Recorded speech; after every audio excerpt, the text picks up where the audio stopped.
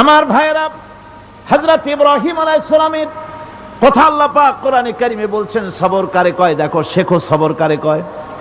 আল্লাহ পাক বললেন, ইব্রাহিম তোমার বিবি আর তোমার নবজাতক এই সন্তানকে রেখে আসো মক্কা নগরীতে। তিনি চলে গেলেন, সেখানে ঘর নাই, বাড়ি নাই, কিচ্ছু নাই, চতুর্দিকে ধুধু বালু আর মরুভূমি। হযরতে হাজরা বলছেন, ইব্রাহিম সামান্য পানি আর খাবার দিয়া আমার সন্তান শুদ্ধ এখানে রেখে যেতেছো, আমি কি অপরাধ করেছি? কোনো জবাব নাই। দুইবার তিনবার বলার পরে হাজরা বলছেন, ইব্রাহিম গো, তবে কি আমার আল্লাহর হুকুম মতো আমারে রেখে যাচ্ছ নাকি? হযরত ইব্রাহিম আকাশের দিকে আঙ্গুল উঁচু করলেন। কথা বলবেন, বাক শক্তি বেরোচ্ছে না। 80 বছর বয়সের সময় একটা বাচ্চা আল্লাহ তারে দিছেন, আর এমন বাচ্চা পয়গম্বরের ছেলে, কি সুন্দর চেহারা, মরুভূমির উপরে ফালাই দিয়ে রওনা হয়ে যাচ্ছেন, মুখ দিয়া কথা সরছে না, আকাশের দিকে দেখালেন। হযরত হাজরা বুঝতে পারলেন। হযরত হাজরা বলেন, ইব্রাহিম কোনো চিন্তা নাই, নিশ্চিন্ত মনে বাড়ি ফিরে যাও। আমি আমার আল্লাহর উপরে এতটা ভরসা করি, আল্লাহর হুকুমে যদি আমার এখানে রেখে যেয়ে থাকো, ওই আল্লাহ পাক আমাকে আর আমার কলিজার টুকরা ইসমাইলকে পানিতে আর খাবারে মারবেন না, অবশ্যই তিনি ব্যবস্থা করবেন। ব্যবস্থা হয়ে গেল। হযরত ইসমাইল বড় হয়ে গেলেন। আল্লাহ পাক অর্ডার করলেন, জবাহ করো ছেলেকে। হযরত ইব্রাহিম আলাইহিস সালাম যখন জবাহের প্রস্তাব করলেন, হযরত ইসমাইল তা আপত্তি করতেন, বাবাজি আমার মায়ের আর আমাকে বাচ্চা অবস্থায় ফেলে গেলেন, খাবার দেন নাই, পরার দেন নাই, বছরের পর বছর আমাদের এখানে কাটলো, দেখতেও আসেন নাই, আজ আসছেন জবাহ দিতে, এটা কেমন কথা? কি ধরনের বাপ আপনি? এরকম বলছে নাকি? এরকম বলছে?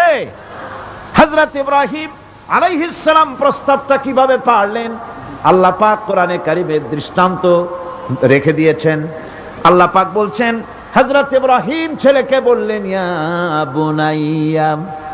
বুনাইয়া, হে আমার কলিজার টুকরা লাডলা, হে আমার কলিজার টুকরা সন্তান, ইন্নী আরা ফিল মানাম আন্নী আযবাহুক, আমি স্বপ্নে দেখছি আমি যেন তোমাকে জবাহ করতেছি, ফানজুর মাযা তারা, তোমার রায় কি বলো?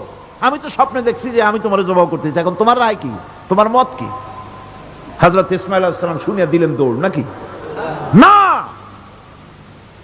হযরত ইসমাঈল আলাইহিস সালাম ধৈর্যের প্রতীক, তিনি কি কথা বললেন, তার মুখের কথা কোরআন শরীফে আল্লাহ পাক উঠায় দিলেন।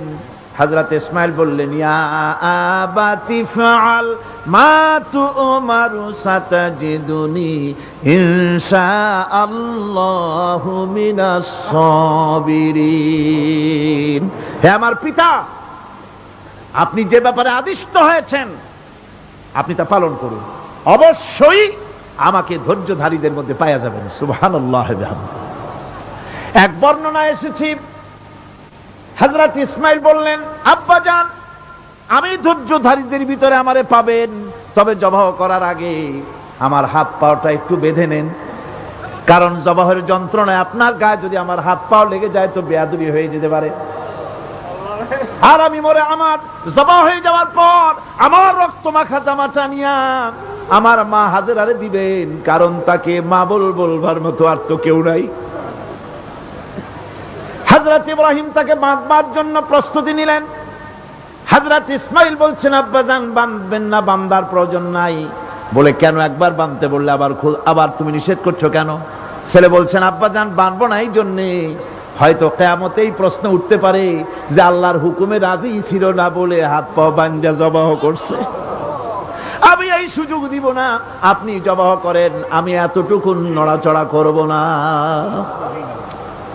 ধৈর্যের চরম প্রতীক হযরতে ইসমাঈল আলাইহিস সালাম দেখাই দিয়েছেন ধৈর্য কারে কয়।